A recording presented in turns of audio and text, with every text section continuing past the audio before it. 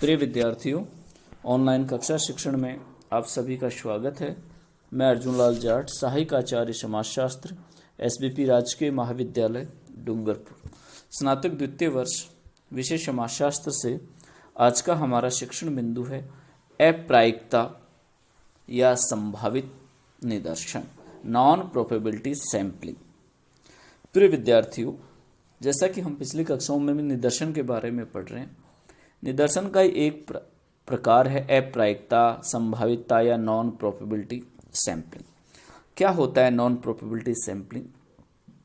जैसा कि हमने प्रायिकता निदर्शन में जाना था कि समग्र की इकाइयों के निदर्शन में चुने जाने की संभावना बनी रहती है। इसके ठीक विपरीत अप्रायिकता या संभावितता निदर्शन में प्रत्येक इकाई के शामिल होने की संभावना का कोई हम अनुमान नहीं लगा सकते, अनुमान लगाना कठिन होता है। साथ ही इसमें प्रत्येक इकाई को शामिल होने का समान अवसर भी प्राप्त नहीं होता। इसमें अनुसंधानकर्ता की इच्छा पर निर्भर करता है, अर्थात कौन सी इकाइयों को समग्र में से चुनना है निदर्शन हेतु, यह अनुसंधानकर्ता की इच्छा पर निर्भर है। इसीलिए इसमें न तो प्रत्येक इकाई के निदर्शन में शामिल होने का हम अनुमान लगा सकते, ना ही इसको शामिल करने की कोई विधि है और न ही इसकी गारंटी है कि प्रत्येक इकाई को निदर्शन में शामिल होने का अवसर मिलेगा। इस प्रकार से हम कह सकते हैं कि अप्रायिकता जो या संभावित या निदर्शन है, उसमें अनुसंधानकर्ता की इच्छा पर इकाइयों को निदर्शन में शामिल होने का अवसर मिलता है। आइए अब हम बात करते हैं अप्रायिकता या संभावित जो निदर्शन है उसके प्रकार के बारे में। सामान्यतः इसके 3 प्रकार हैं। पहला है उद्देश्यपूर्ण निदर्शन, पर्पजिव सैंपलिंग।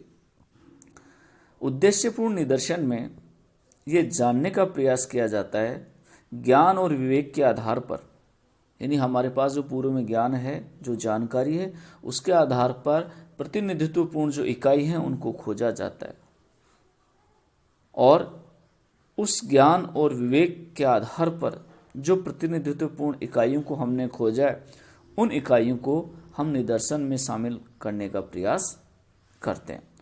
उद्देश्यपूर्ण चुनाव इकाइयों के अनेक समूह के चुनाव को इस प्रकार प्रदर्शित करता है कि एक साथ चुने गए समूह उन विशेषताओं के विषय में जो पहले ही सांख्यिकी ज्ञान का विषय होती हैं, लगभग वैसे ही औसत अथवा समानुपातों को प्रदान करेंगे, न कि उनकी संपूर्णता को। यद्यपि जो उद्देश्यपूर्ण निदर्शन है वो निदर्शन की जो संपूर्ण परिभाषा है उसको पूर्ण नहीं करता है, क्योंकि निदर्शन में चयन की संभावना बनी रहनी चाहिए, लेकिन यह अनुसंधानकर्ता अपनी इच्छा से कुछ इकाइयों का चयन करता है। इसलिए बहुत से जो अनुसंधान शास्त्री हैं, रिसर्च मेथोडोलॉजी के स्कॉलर हैं, वो उद्देश्यपूर्ण निदर्शन को निदर्शन की परिभाषा में शामिल नहीं करते। इस प्रकार से अप्रायिकता निदर्शन का पहला प्रकार था उद्देश्यपूर्ण निदर्शन। दूसरा प्रकार है आकस्मिक निदर्शन, एक्सीडेंटल सैंपलिंग। इस पद्धति को भी पूर्णतः अवैज्ञानिक माना जाता है, क्योंकि इसमें अनुसंधानकर्ता अपनी इच्छा अनुसार निदर्शन सूची में आवश्यक संख्या में इकाइयों का चुनाव करता है।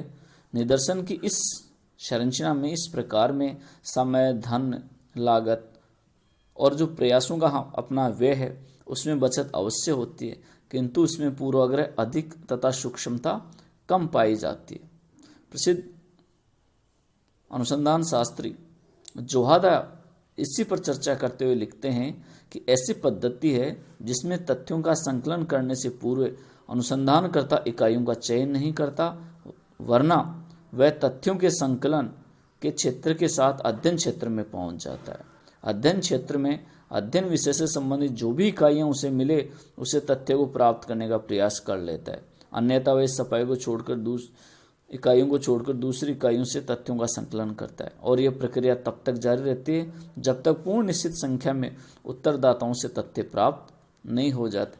इस प्रकार से आकस्मिक जो निदर्शन है वो भी निदर्शन की जो संपूर्ण परिभाषा है उसको पूर्ण नहीं की जाती, लेकिन फिर भी सामाजिक विज्ञानों में आकस्मिक निदर्शन का उपयोग अनुसंधान कार्यों में किया जा रहा है। तीसरा प्रकार अभ्यंस निदर्शन, कोटा सैंपलिंग।